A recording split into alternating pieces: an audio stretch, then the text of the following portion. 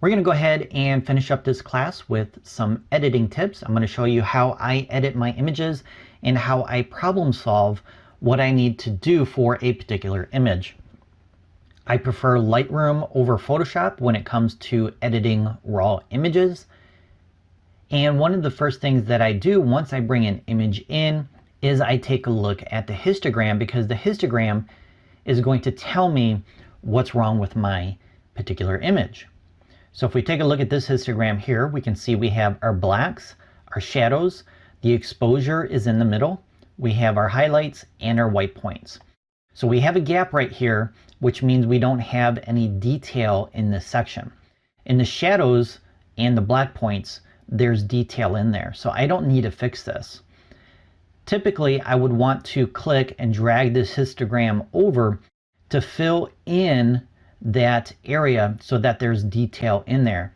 The only problem is what we're affecting is the highlights, and we're increasing the highlights, and I think it tends to make the image more overexposed in this case, for this particular image. Instead, I would rather lower the highlights to tone down the highlights so that they are not as bright as they were, and then I would add some contrast to balance it out. So for me personally, I prefer a more clean, classic type of edit when I first start off editing an image. So I work from the top down. Once I get beyond the tone curve, I consider that to be more of a creative edit versus a classic edit. So here's the steps I would do for a classic edit. First, I read the histogram, and I know for this particular image, I'm not going to adjust the white points, the shadows, the black points, or even the exposure, because we have a nice little peak here for the exposure. There's lots of detail in here and nothing is clipped. In other words, no details have been clipped out of the image, and this is straight out of camera, so we can see my exposure is set to 0, and I nailed the exposure in camera as well as my white balance, so I don't need to adjust either one of those. The only thing I really want to do is tone down these highlights. So I'm going to bring this slider into about -40, and then I want to add some contrast.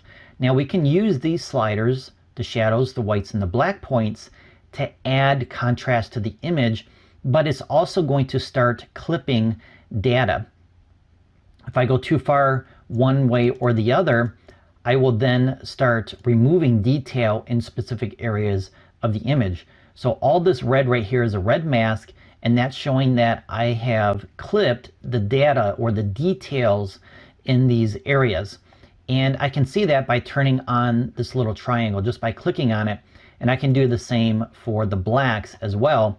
It gives me a blue mask instead of red, and it shows that there's no detail in this area. So because I did nail the exposure in camera, I'm done. This is a clean, classic edit. But there are a couple things that I can do to make this image a little bit better. So the next step of my editing process would be to add some contrast. Now we can add contrast with this slider here, and that definitely improves the overall image, but I prefer to use the tone curve to add my contrast because I have more control over where I apply the contrast. So in the tone curve, we have a histogram, and on the left side we have our shadows, we have our midtones in the middle, and we have our white points over here on the right side, or the highlights. So if I click and drag up, the image gets brighter. If I click down here and drag down, the image gets darker. So I like to apply what is known as an S-curve to my images for contrast. So if I click and drag up and then click and drag down, we have what looks like an S-curve, and we add contrast to the image. Now that particular S-curve is a little bit too much. I'm going to tone it down a little bit. I'm going to bring the highlights down and the shadows back up and make that S a little flatter, and then I can see the before and after by turning on or off this panel by clicking on this little icon right here.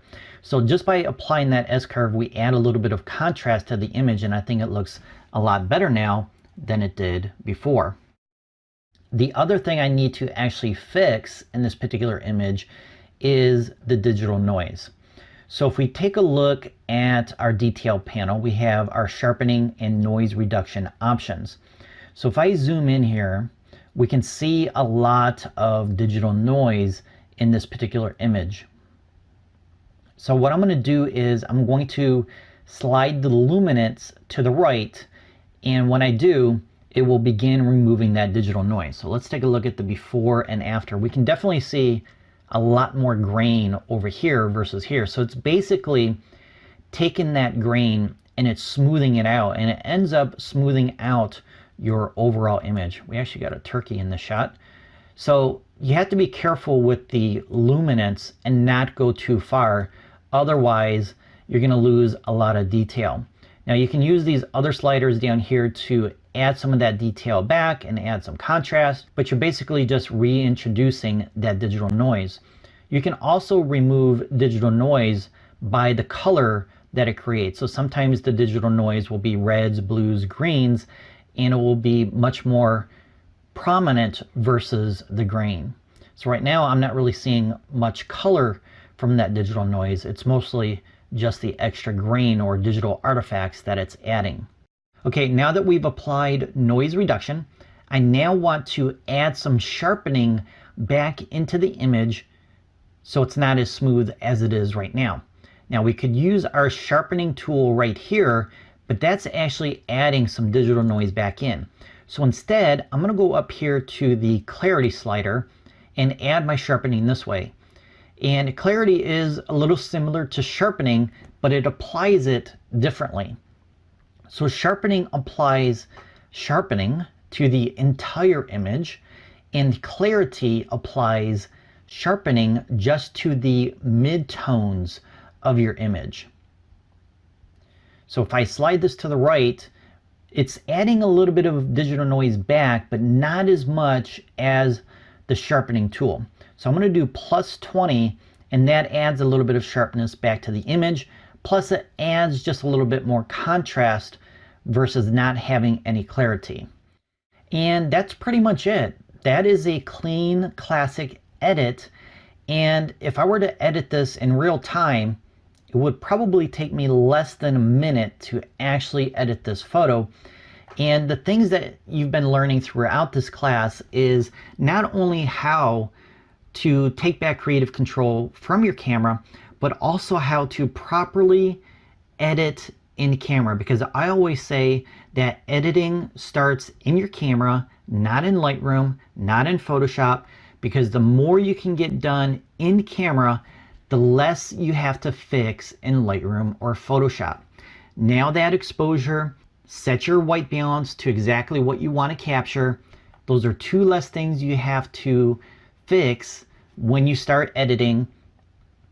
And overall, once you start adjusting your exposure left or right, you're going to have to start making some corrections down here. And then you're going to end up adding digital noise to your image if your image is too over or underexposed and you're trying to fix it in Lightroom or Photoshop. You're going to have a mess on your hands. You're going to end up with a very low quality image versus getting it right in camera first, and then you don't have to worry about that, and you end up with a higher quality image overall. So those are my editing tips. I hope you enjoyed this overall class. If you have any questions, please post them in the Q&A section. And if you haven't left a review yet, one would be greatly appreciated. Thanks for listening and have an awesome day.